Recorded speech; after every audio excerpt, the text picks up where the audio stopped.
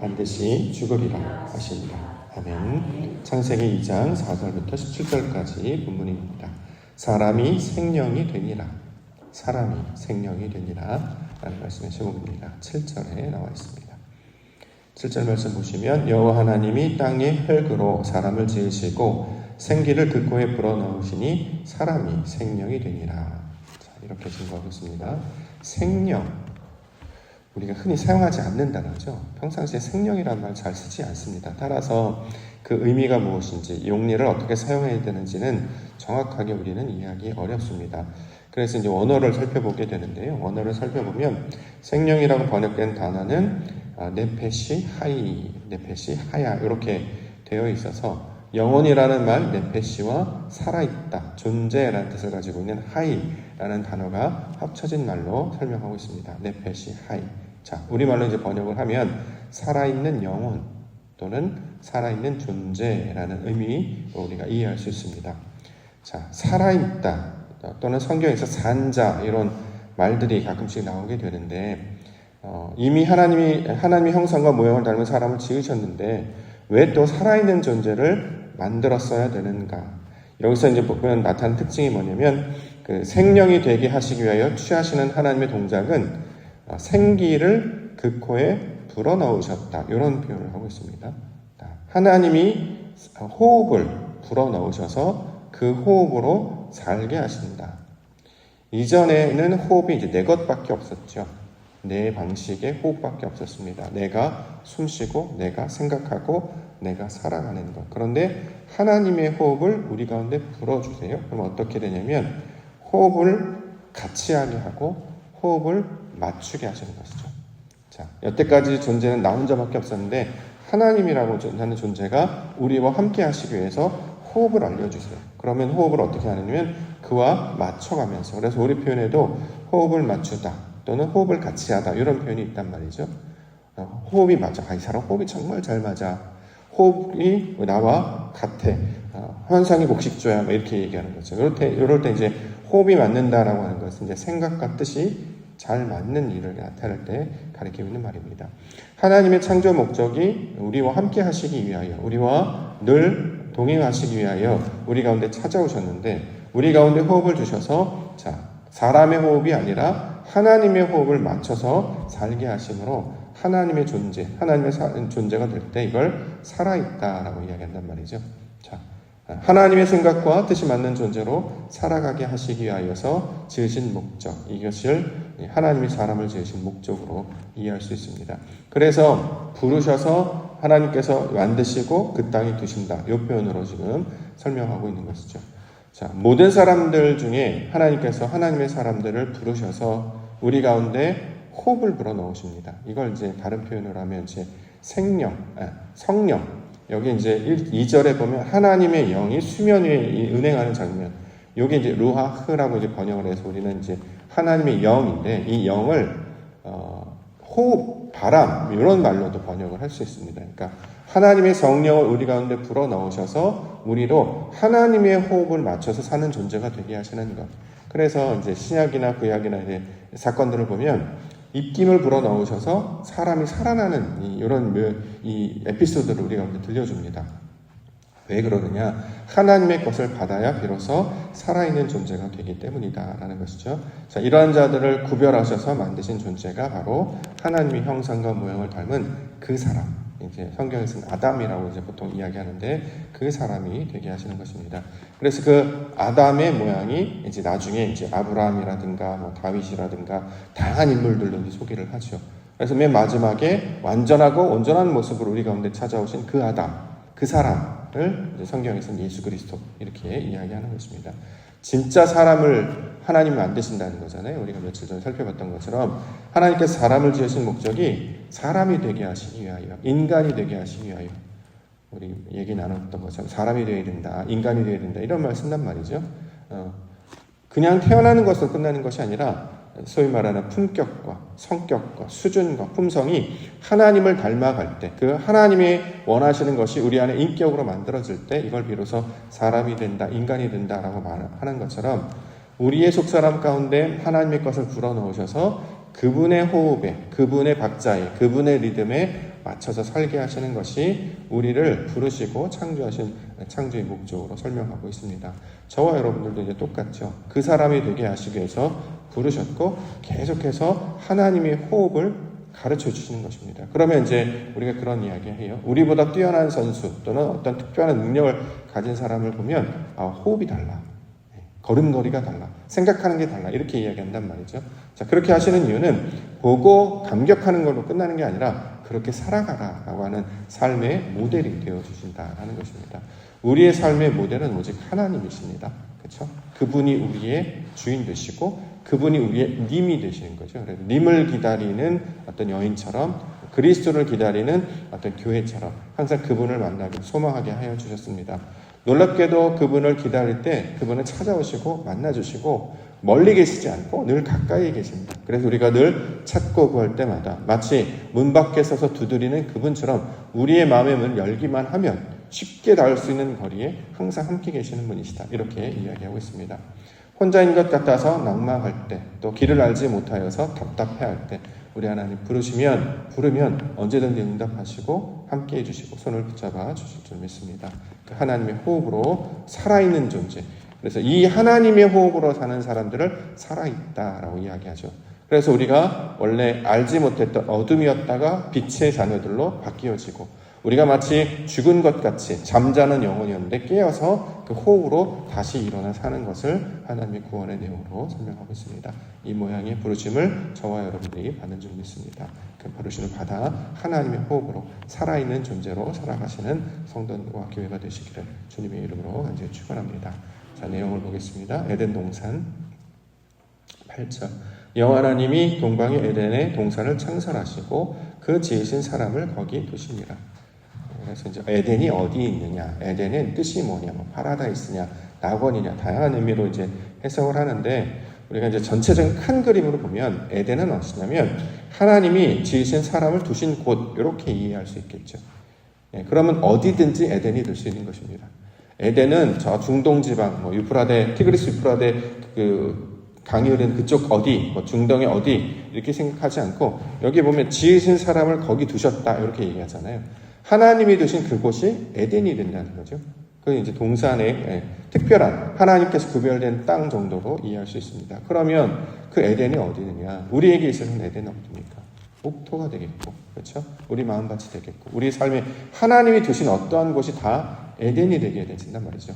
특별한 장소가 있는 것이 아니라 하나님이 두셨다라는 것이 포인트입니다. 그래서 그 에덴에 그 사람을 두셔서 뭘 하려고 그걸 두셨느냐? 15절에 보면 여호와 하나님이 그 사람을 이끌어 에덴 동산에 두어 그것을 경작하며 지키게 하셨다. 자, 경작하고 지키게 하시는 것이 목표입니다. 왜냐하면 거기에 아직 땅에 비를 내리지 않았고 땅을 갈 사람도 없었기 때문에 초목도 없고 채소도 나지 않았고 안개만 땅에서 올라와 5절과 6절에 나와 있는 내용이죠. 아직이라는 거예요. 아직. 하나님께서 아직 하나님의 영광을 비추시기 전이기 때문에 우리를 거기에 두셨어요. 그래서 뭐하게 하셨느냐? 경작하게 하시고 땅을 일구게 하시고 또 그것을 지켜내게 하셨단 말이죠. 그러면 하나님의 것을 보고 우리가 깨달을 수 있기 때문에 얻을 수 있기 때문에 그렇습니다. 그래서 하나님이 보내신 곳을 가만히 생각해 보면 완성된 곳이 아니에요. 가서 뭔가를 해야 합니다. 우리 가운데 하나님께서 가정을 주시고 또는 교회를 주시고 직장을 주셨으면 거기는 다 갖춰진 소위 말하는 사람들이 생각하는 낙원이 아닙니다. 가서 보니까 실제로는 없는 게 더 많아요. 황폐한 땅이 더 많단 말이죠. 처음에 제가 옥토교에 왔을 때 옥토교에 왔으면 옥토라는 느낌이 들잖아요. 그런데 마당이 별로 없었어요. 풀이. 되게 황폐했었습니다. 물론 그리고 우리 여기 계단에 보시면 옆에 이제 회양목이 이렇게 계단에 옆에 쭉 펼쳐져 있잖아요. 나무들도 다 시들어가지고 옥토교회인데 별로 안 옥토네 약간 그런 생각한 적이 있었어요. 그래서 이상하다 생각했는데 그게 맞다. 왜냐하면 우리를 보내신 이유가 이제 그렇게 할 것이기 때문에 하나님이 보내신 그곳에서 에덴 동산으로 만들어 가신단 말이죠. 경작하게 하시고 지키게 하시고 가정도 마찬가지고 구역도 마찬가지고 모임도 마찬가지입니다. 완성된 곳은 없어요. 근데 우리는 다 완성된 곳에 가기를 원하죠. 다 갖춰져 있는 나는 아무 일도 안 하고 그냥 누리기만 하는 곳으로 가기를 원한단 말이죠. 그러면 문제는 뭐냐면 그러면 그거는 나그네들, 여행객들이나 그렇게 하는 것이고 주인들은 항상 아침에 일어나서 돌보고 갖추고 풀 뽑고 뭐 자르고 줍고 이 역할을 하잖아요. 여기 이제 경작하고 지키게 한다라고 하는 것은 주인이 되게 하신다. 그 땅을 일구어서 거기에 하나님이 주신 사역들을 감당하게 하심으로 그것을 통해 마음을 쏟게 되면 애정의 마음도 듭니다만 그것을 통해 일을 함을 통해 하나님의 영광이 무엇인지를 발견하는 과정으로 알게 된단 말이죠. 자, 예를 들어서 저희 같은 경우도 땅에 이제 풀들이 시들어서 물을 주면 잘 자랄 것 같은데 우리 수돗물을 아무리 줘도 물이 깊이 있게 안 들어가더라. 나중에 비가 와야 이게 물속까지 들어가서 잘 자라게 되더라. 이걸 어떻게 알았을까? 옥토교에 와서 알게 된 거예요. 전에는 그런지 몰랐어요. 한 번도 해본 적이 없으니까. 뭐 도심에 있는데 그 땅에다가 뭘 심고 가꾸어 본 경험이 없죠. 뭐 기껏해야 젊었을 때 농활 같은 데 가서 보기나 했지. 내가 무엇을 심어서 이걸 가꾸었는데 왜 이게 잘 안 자랄까? 여기에 물을 줘야 되는 거. 물을 줬는데 왜 안 들어갈까? 이게 사람이 주는 건 안 들어가는데 위에 하늘에서 내리는 비는 신기하게 잘 들어가더라. 내가 주는 물은 기껏해야 그 갈증 정도를 해소하는 것밖에 안 되지만 비를 맞고 나면 애들이 막 쑥쑥쑥쑥 자란단 말이죠. 하나님이 주시는 것을 받아야 이게 자라나는구나 라는 것을 옥토교의 이 마당들을 가꾸면서 알게 된 사실이에요. 마찬가지로 우리에게 주신 어떤 직장이라든가 가정이라든가 교회 다 마찬가지란 말이죠. 우리는 보통 이제 다 갖춰진 완벽하게 시스템이 딱 갖춰진 데 가서 누리기를 원하는데 하나님의 본질은 그게 아니라 아무것도 없어요. 가서 그렇게 만들도록 우리를 세우셨단 말이죠. 그래서 하나님께서 보내신 그곳이 에덴이 되는 것이고 그것 가운데 하시는 일은 경작하게 하시고 가꾸게 하시고 지키게 하셨다. 동일하게 우리 마음과도 똑같습니다. 가만히 있는다고 해서 마음이 변하는 게 아니라 하나님이 주신 것들로 늘 먹고 배우고 받아들이고 그것을 감당하며 나아갈 때 우리의 마음이 조금씩 이제 갈가지게 되고 잘라지게 되고 다듬어지게 된단 말이죠. 자, 이 역할을 주셔서 하나님의 영광을 발견할 수 있도록 주신 그곳, 이것을 우리는 에덴이라고 이야기한다. 에덴이 이제 기쁨이라는 뜻을 갖고 있기 때문에 우리에게는 귀한 즐거움과 영광의 땅 아니겠습니까? 우리에게 맡겨진 일이 없거나 우리에게 준 땅이 없거나 우리에게 뭔가를 주시지 않으면 아무것도 이룰 수가 없는데 하나님께서는 감사하게도 그것들을 각 처지에 맞게 다 주셨단 말이죠. 다 에덴을 주셨단 말이에요. 우리가 각자 그 에덴을 감당하는 그 역할을 감당할 때 이것이 바로 그 사람의 역할이 될 것입니다. 자, 오늘 본문에 이제 생명나무, 선악을 알게 한 나무 있는데 9절 여호와 하나님이 그 땅에서 보기에 아름답고 먹기에 좋은 나무가 나게 하시니 동산 가운데에는 생명나무와 선악을 알게 한 나무도 있다. 읽으면서 늘 궁금했던 게 하나 있는데 이게 뭐냐면 나무를 어떻게 먹지? 라는 표현입니다.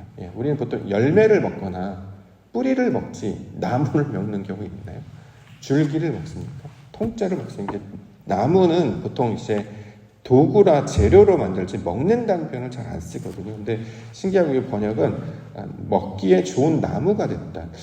먹는 나무가 뭐가 있을까 막 고민을 하는데도 이게 잘 풀리지 않았습니다. 그래서 우리는 그냥 그것을 이제 의역해서 열매를 먹는다 이해를 하고 여기서 나는 어떤 과실이나 이런 열매들을 먹는 것을 이제 이해를 한단 말이죠. 그래서 이게 좀 이상해서 이제 원문을 조금 이제 고민하고 쭉 살펴보고 다음에 새롭게 이제 터득하거나 깨달은 해석법으로 이제 적용해서 좀 문장을 풀어보니까 이렇게 번역이 돼요. 생명나무와 선악을 알게 하는 나무가 있잖아요. 그렇죠? 생명나무의 열매를 먹으면 뭐 살 것이고 선악을 알게 한 나무의 열매를 먹으면 죽게 될 것이다. 우리가 이제 그동안 그렇게 배웠는데 본문의 내용을 가만히 살펴보면 생명나무 또는 선악을 알게 한 나무의 번역을 이렇게 할 수 있습니다. 하나님께서 생명을 주셔서 그 생명으로 무언가를 하게 하시는 것. 이렇게 번역을 할 수 있고 선악을 알게 하는 나무도 마찬가지입니다. 앞에 있는 것은 하나님의 것이고 뒤에 있는 건 우리 거라고 얘기했잖아요. 하나님의 손으로 우리를 알게 하시는 것. 이렇게 이제 번역을 할 수가 있겠더라고요, 보니까. 뭐 이게 이제 뭐 공식적으로 뭐 교계나 신학에서 자주 쓰는 표현은 아닙니다만, 풀리지 않았던 그 약간 왜 이게 이해가 안 될까라고 했는데, 그 전체적으로 하나를 관통하는 이 풀이법인 하나님의 것과 내 것의 방식으로 이 본문을 쭉 읽어보니까 하나님이 주신 것으로 경작하게 하시고, 하나님이 주신 것으로 우리를 이해하도록, 하나님께서 주신 것을 알게 하도록 주신 내용으로 이것을 받을 수도 있겠다라는 생각을 하게 됐습니다. 그렇죠. 자, 우리에게 땅을 주시고, 우리에게 어떤 직업을 주시고, 우리에게 어떤 상황을 주시고, 무언가를 주셨어요. 이걸 어떻게 해석하고 받아들일까? 하나님의 방식으로 이걸 해석하고 받아들여야 된단 말이죠. 우리는 그동안 익숙한 방식, 내가 가지고 있는 틀과 내가 가지고 있는 방식으로 이거를 접근하니까 맞지 않아요. 이해가 되지 않아요. 그러니까 나에게 어떤 상황이 벌어지면 거부하게 되죠. 왜 이런 일이 벌어지는 거야? 또는 낯선 사람이 나가면 거부하고, 새로운 내용을 배우게 되면 받아들이지 않고.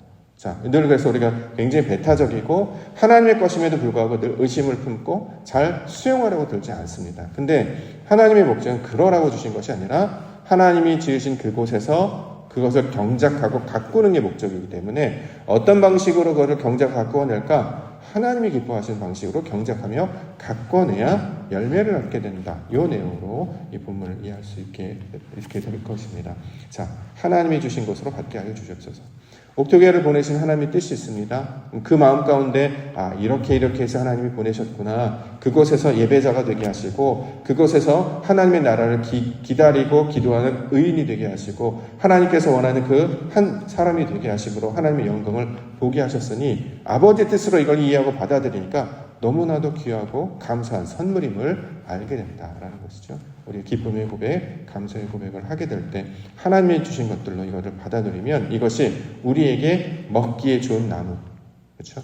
이전에는 먹지 못했죠. 왜냐하면 썼기 때문에. 그래서 이 출애굽에 보면 이제 마라라고 하는 게 등장하잖아요. 써서 물을 마시지 못했다. 나무를 던져 넣었더니 달아지게 되더라. 하나님의 것도 마찬가지죠. 또 세상도 마찬가지입니다. 뭐 예를 들어서 우리 열매 나타나면 다 껍질을 갖고 있기 때문에 그냥 못 먹어요. 뭐 그냥 먹을 수도 있겠습니다만 대부분 그냥 못 먹고 껍질을 벗겨서 먹어야 됩니다. 껍질을 벗긴다라고 하는 것은 형식, 틀, 이런 인식, 요거를 깨어내고 그 안에 어떤 내용이 담겨져 있는 그 의도를 알아야 된단 말이에요. 예를 들어서 자주 사용하는 것이 이제 우리가 쓸 때 이제 언어죠, 언어. 말이 형식이잖아요. 근데 중요한 것은 그 안에 무슨 의도를 가지고 이야기했는지 그걸 이해를 해야 되죠. 근데 우리는 그걸 이해할 수 있는 능력이 없다 보니까 말만 듣고 오해하는 경우가 많아요.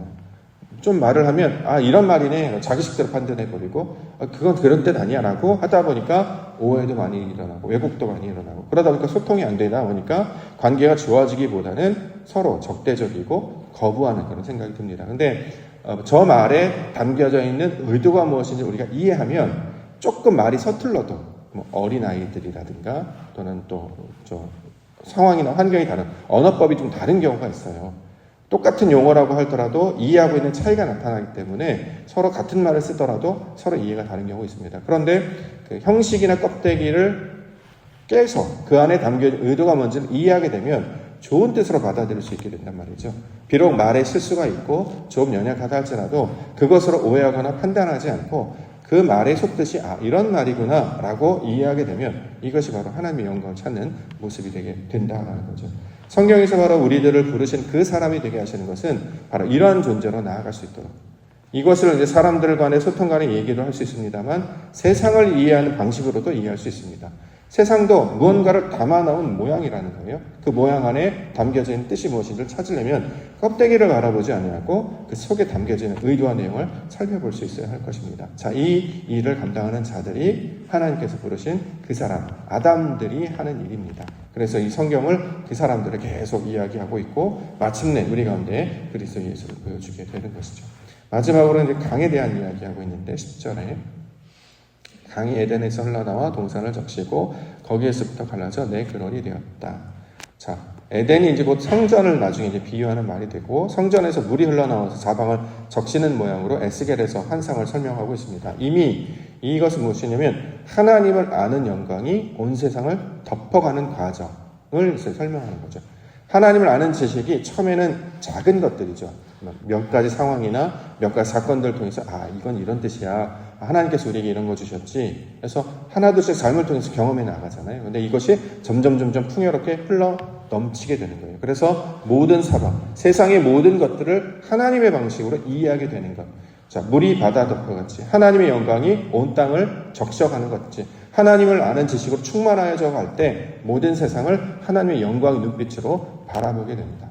이 모양으로 이 강에 대한 설명을 하고 있는 것입니다. 저와 여러분들을 동일하게 그 모습대로 설명하고 있습니다. 그럼 이제 창세기 내용을 좀 읽어보시면 이게 한 사람을 어떻게 구원해 가시고 하나님의 사람으로 만들어 가시는가를 나타내는 이야기구나 라고 우리가 이해할 수 있단 말이죠. 그래야 이게 진리의 말씀이 되지 않겠습니까? 그냥 역사서라든가 또는 신화라든가 또는 어떤 그쪽에 있는 고고학 정도로 이해하는 것이 아니라 또는 어떤 종교적인 어떤 경전으로만 이해하는 것이 아니라 실제로 우리 삶에서 지금도 역사하시고 인도하시는 하나님의 말씀을 받게 되면 이것이 바로 하나님의 구원의 내용이 되는 것이구나라는 것을 우리가 받아들이며 이해할 수 있게 된다라는 것이죠. 저와 여러분들을 그 살아있는 존재, 하나님의 호흡과 하나님의 뜻에 맞도록 살게 하시기 위하여 우리를 부르셨고, 부르시는 걸로 끝나는 게 아니라 계속 보여주십니다. 그러면 우리가 잘 보고 배우고 따라하고 또 그것을 우리 삶에 연습해서 실천해 나가면 점점 우리가 이제 성장하게 되는데, 그 성장의 때가 되면 지식으로 충만해지기 때문에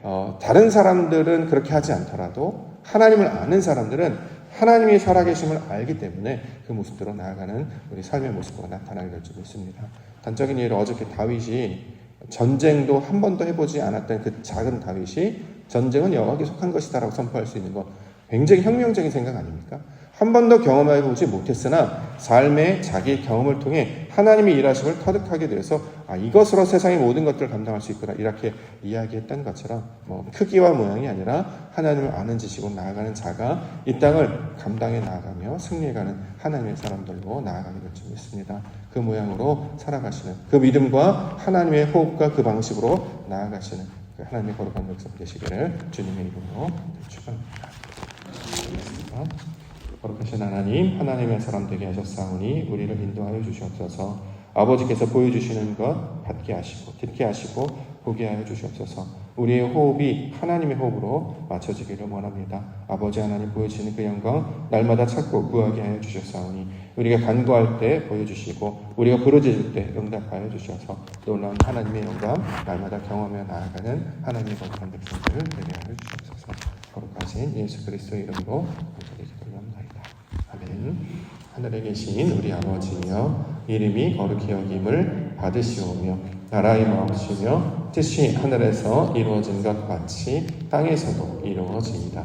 오늘날 우리에게 일용할 양식을 주옵시고 우리가 우리에게 죄 지은 자를 사하여 준 것 같이 우리 죄를 사하여 주옵시고 우리를 시험에 들게 하지 마옵시며 다만 악에서 구하옵소서.